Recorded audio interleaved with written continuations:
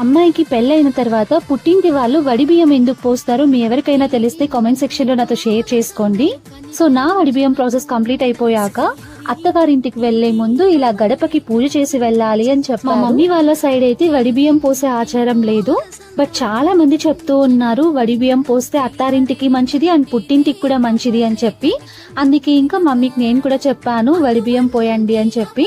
So ఆ process మొత్తం complete చేసుకొని ఇంక ఇప్పుడు అత్తగారింటికి వెళ్తున్నాను. ఒకే ఊర్లో అయినా వీళ్ళందరినీ వదిలి అలా వెళ్తుంటే ఇంకా చాలా దూరం వెళ్ళిపోతున్నానేమో నేను అనే ఫీల్ వచ్చింది నాకు. ఇంటికి వచ్చేటప్పుడు ఉండే లగేజ్ కి పుట్టింటి నుండి వెళ్ళేటప్పుడు ఉండే లగేజ్ కి చాలా డిఫరెన్స్ ఉంటుంది కదా.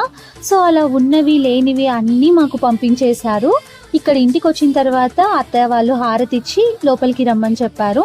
ఆ తర్వాత వడిబియ్యంతో వచ్చాను కాబట్టి ఆ వడిబియ్యం అన్ని దేవుడి రూమ్ లో పెట్టేసి పూజ చేసేయమన్నారు. ఎన్ని చేసినా హస్బెండ్స్ దగ్గర బ్లెస్సింగ్స్ తీసుకోవడం మాత్రం తప్పదు.